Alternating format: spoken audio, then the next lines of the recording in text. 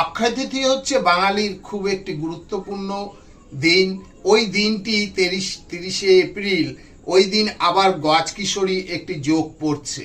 ওই যোগে আপনার আর্থিক সংকট খুব, আপনি তাহলে দেবাদিদেব মহাদেবকে অর্থাৎ শিবলিঙ্গে আপনি আখের রস দিয়ে স্নান করান। আর যদি আপনার অর্থ আছে কিন্তু ঘরে শান্তি নেই, তাহলে আপনি কি করবেন, আপনি শিবলিঙ্গে কোনো ফলের রস দিয়ে শিবলিঙ্গে স্নান করান।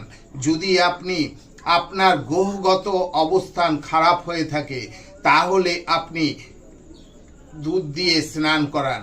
আর যদি আপনি প্রেমে অসফলতা লাভ করছেন, তাহলে আপনি একটু ঘি ঢেলে কিংবা দই দিয়ে দেবাদিদেব মহাদেবকে স্নান করান।